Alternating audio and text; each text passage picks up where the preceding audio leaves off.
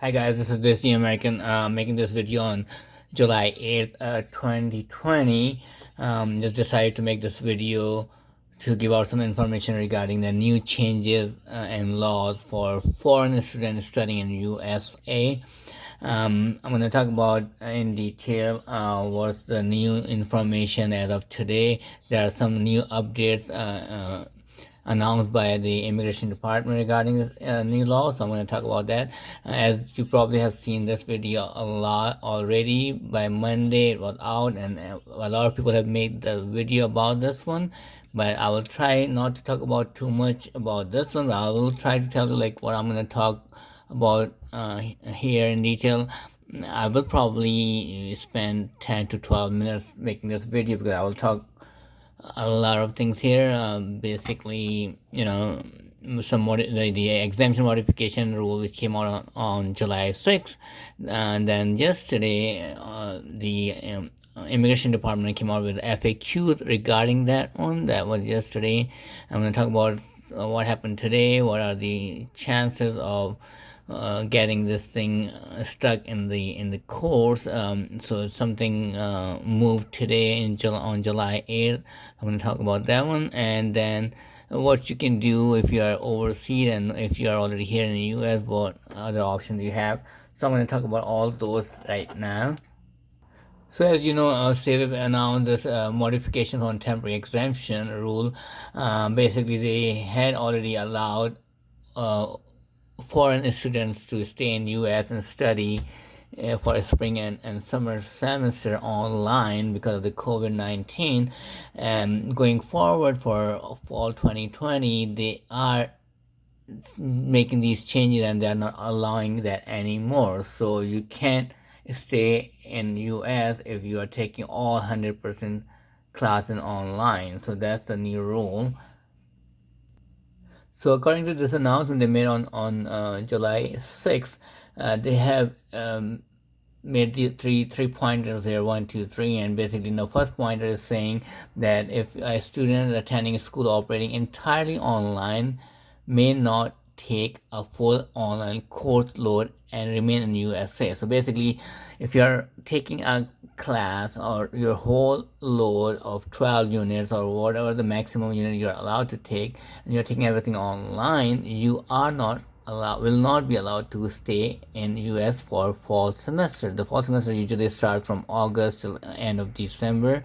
So if that's the situation, you will not be allowed to stay in US. And they also said like US Department already talked to the State Department, and they are not issuing any visas if you're overseas right now, and then you're not gonna get any visa for a student if you all the classes you're taking are online. So that's another thing. And this is like if somehow you already got the visa and you already have a visa and you showed up at the border at the airport and you happen to have all online classes enrolled in your service system, then the officer at the U.S. Customs and Border Protection, he or she's not gonna let you in. So that's another problem. So if you are already overseas and trying to get into the country, I will not suggest that if you are taking all the classes in fall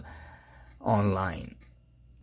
So the second point is they're saying like if you are already taking classes as a normal in-person classes for fall semester, then there's no problem. You can still take all your full load of classes in person, but and also you'll be allowed to take at least one class or at the max 3 credit hours online. So that's very normal. That's usually it is for all the foreign students studying in US. That's how it is normally. And if you are in that category, if your school is offering normal classes for fall, you should be okay. You don't have to worry about it. Now the third pointer is a mixture of online and in-person classes will be allowed to take more than one class or 3 credit hours. So this is the one which is very important for foreign students currently in US. For them, they have to make sure they are at least taking one minimum class in person. basically they cannot take 100% online classes if they want to stay within the country, within US. And they're saying also that if you have a um, M1 visa or F1 visa for English language or M1 visa for vocational language, you are not allowed to take any classes online anyway. So you are not exempted from that category. So down here, they're kind of repeating the same thing that if non-immigrant students within the U.S. are not permitted to take a full course of study through online classes.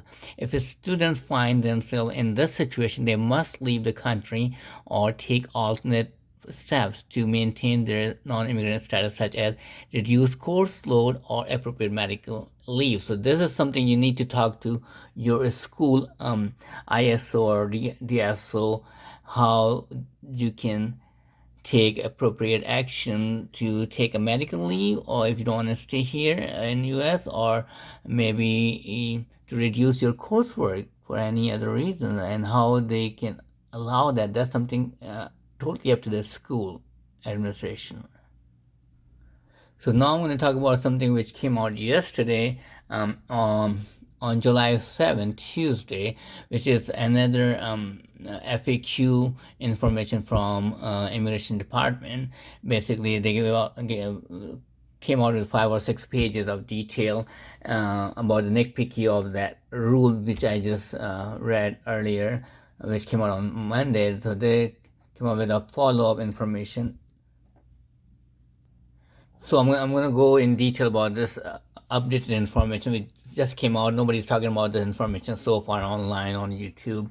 So if you think it's informative, I mean, sorry about the video quality, but information wise, I'm giving you a lot of information which other people are not giving out. So basically, if you have not subscribed this channel, please subscribe this channel, and I'm gonna start uploading more informative videos regarding U.S. Immigration system laws and other lifestyle here. So anyways, let's stick to this topic here, which is the F1 student situation, and they came out with the frequently asked question by Immigration Department yesterday on Tuesday, and let's go into more detail here. So this FAQ is quite long, like 4 or 5 pages. So I'm not going to talk about everything in detail, but I will try to cover what's important for the students here who are listening to me right now. So let's talk about that, and I will also try to put this little link on my channel so you can just go and read the whole thing in detail. So but I want to talk about more importantly here different questions that they answer, and that will clarify a few things which people still have there in mind. So first of all, they are asking, like, are students attending school that are entirely online barred from attending that school? So the people are asking, and the simple answer is no, they are not barred. A student will not be permitted to enter or remain in the U.S. to attend such school, but they are not barred from continuing to attend all classes or at these schools from abroad. So basically, this is something new, or like a kind of exemption that you can still stay overseas in your own country, and you can still take online 100% classes online, but you will not be barred. You will have no restriction. You will not be stopped or blocked from continuing your education in a U.S. school. So that's a good thing. Out of all the bad things, I think this is a good news. So in the second point, they're asking that can continuing F and M students study online outside the U.S. and remain in active status? And the answer is yes. Right here, continuing F and M student may remain in active service status while studying online outside the United States. So again, these two questions are very informative and very helpful for people who want to continue their education. They don't really care about whether they're in the U.S. or overseas. They care about their studies, so this is a good thing that they can continue. Now, right here, they're talking about like what do DSO need to annotate on I-20 for I-20 for a student attending hybrid school. So they have to do this online, and they have to update your I-20, especially if you're planning to stay in US with a hybrid course. So if your school is offering that, that's what your DSO needs to do. So they have to inform immigration department through service system. Now, next question they're asking about I-90 901 service fee. Will a student receive I-901 service fee or not? And the answer, quick answer is no. A student will not receive your I-901 service fee. It's not going to be refunded, even though you are not in the country. And down here on page 4, this is something for a school department, and the DSO and ISO. They have some specific date that you need to know also.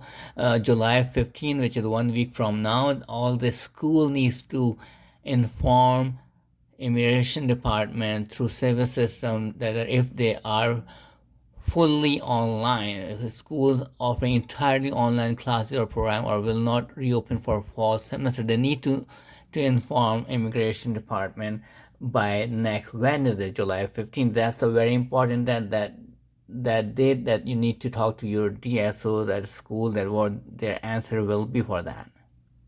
The second important date is August 1st, 2020. And this is for the schools that will not be entirely online, but they will reopen in fall. They need to inform by August 1st if they're doing solely in-person classes, or they're doing the delayed or shortened sessions, or hybrid plan of in-person and remote classes. So they need to tell immigration through email to this email address by August 1st.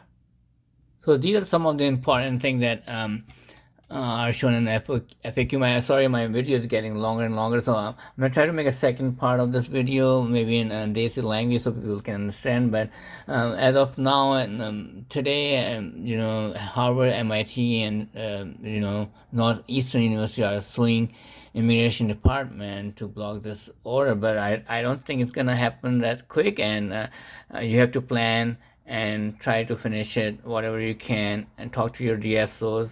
Yeah, try not to read too much into this, but talk to your DSO at school. They are the big source for you, and be positive.